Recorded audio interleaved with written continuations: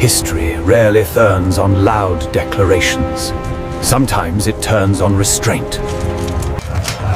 Charles Martel did not win at Tours by charging forward.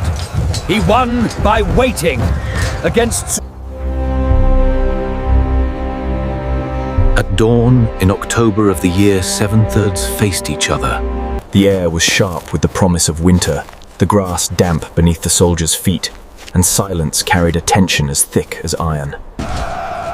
No banners snapped in the wind, no horns sounded, only stillness.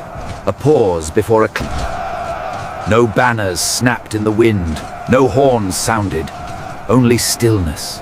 A pause before a... For nearly a century, armies inspired by faith had surged out of Arabia, toppling kingdoms and By the early 8th century, Muslim forces controlled most of modern-day Spain, pressing northward beyond the Pyrenees. Among the Frankish leaders was Charles Martel, the Hammer. Not crowned, not anointed, but tempered by years of war and survival. al-Rahman al-Ghafiqi led a disciplined, confident army, moving with purpose, testing the lands beyond Iberia. Towns fortified, monasteries hid treasures, and messengers spread reports of the advancing force, each more alarming than the last. Charles listened, measured, and chose his ground carefully, drawing the enemy deeper into unfamiliar territory. Between Tours and Poitiers, he found terrain offering subtle advantages: hills to blunt cavalry, woods for cover, higher ground for observation. Scouts watched every movement. Information, not impulse, guided his decisions. For days, the armies faced each other without engaging, unusual in a world where battles were often chaotic and brief. Both commanders understood the stakes. A rash assault could be catastrophic against disciplined formations.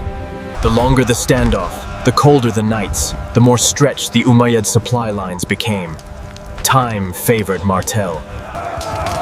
When the fighting began, it was not a single dramatic charge, but a grinding collision of wills. Wave after wave of cavalry tested them. Men fell, ranks closed, and the wall endured, unbroken. Martel did not rush. He absorbed the impact, knowing endurance could decide the day. The clash lasted hours, stretching into days of intermittent struggle, metal crashing, men screaming, earth soaked with blood. Amid the chaos, a moment arrived that would tilt the balance. The enemy commander fell. Momentum faltered, confusion spread, and the tide of battle shifted, not in collapse, but in uncertainty. Under cover of darkness, the Umayyad forces withdrew, burdened by fear and the absence of command. By morning, the field was theirs. The silence that followed was heavy with realization. Something profound had occurred. The Battle of Tours was neither the largest nor bloodiest, yet its significance lay in consequence, not numbers. The northward expansion of Umayyad power stopped.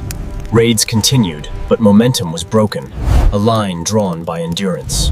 For Martel, the victory cemented his authority, laying the foundation for a dynasty that would reshape Europe. His grandson, Charlemagne, would build an empire, reviving the idea of a unified Western Christendom. Today, the land shows no obvious scars, yet beneath the soil lies the memory of a moment when history diverged. A future was decided, not by chance, but by discipline, patience, and the courage to stand firm against overwhelming pressure. On that quiet field, paths diverged, and the story of Europe and the legacy of Martel was forever changed. In the years after the battle, its meaning was not yet legend. Life resumed, borders stabilized. The Umayyad withdrawal did not signal collapse. Their rule in Al-Andalus remained strong, culturally vibrant and sophisticated. Cordoba rose as one of Europe's greatest cities, a center of learning, architecture, and administration. North of the Pyrenees, expansion could no longer be taken for granted. The frontier had hardened. Martel understood this better than anyone. Victory was not an ending, but an opportunity to strengthen his realm. He reformed the military system, redistributing land to support professional soldiers and ensuring loyalty. The Frankish army became effective not through numbers, but through organization, training, and commitment. Europe's political landscape was fragile. Kingdoms rose and fell quickly, often collapsing from internal strife rather than invasion. Tours bought time for consolidation, institutions to strengthen, and shared identity to emerge. Christianity became closely intertwined with Frankish authority, reinforcing unity beyond local loyalties.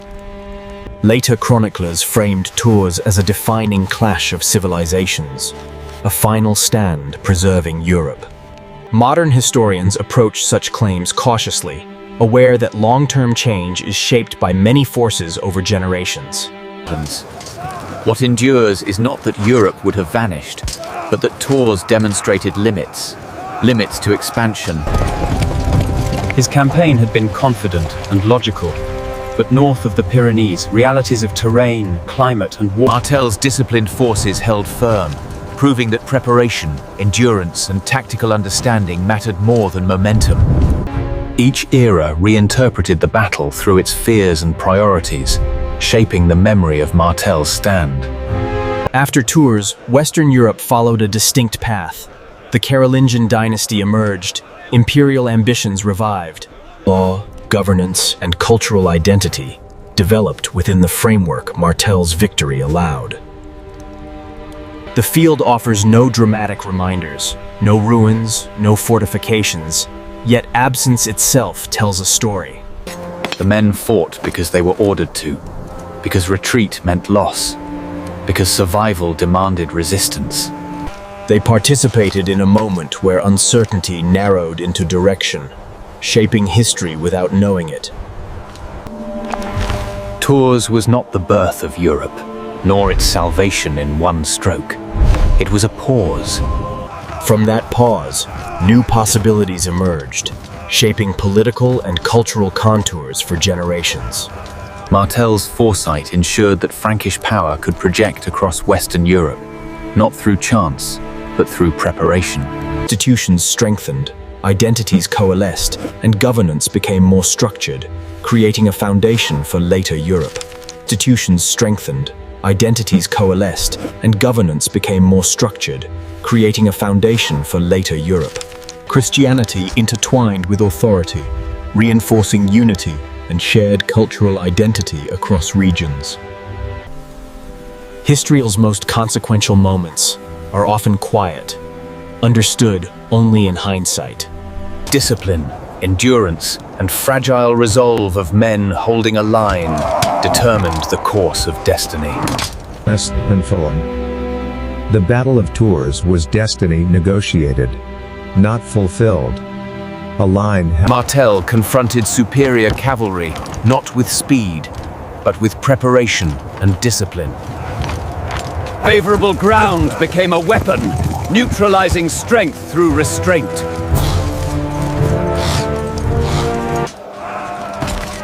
His genius lay not in pursuit of glory, but in patience. Morale became decisive.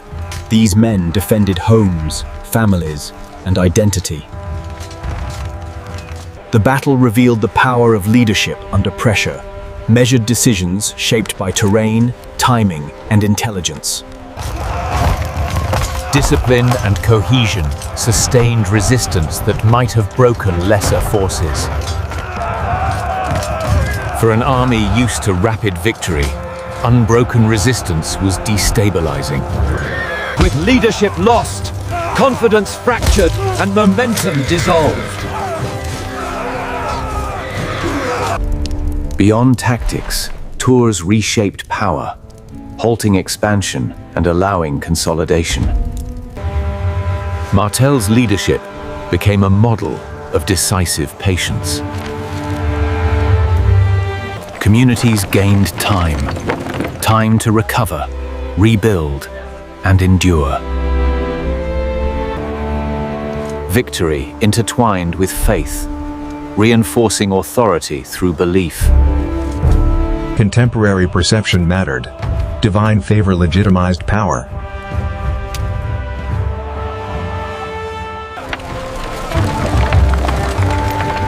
Economic continuity was preserved beyond the Pyrenees. Spiritual centers remained hubs of learning and stability. Infantry discipline emerged as a model for European warfare. Tours proved cavalry was powerful, but not invincible. Commanders learned that terrain, supply, and morale decide wars. The campaign reshaped military thought across the Mediterranean. Reconnaissance and logistics gained renewed importance. Next part is coming.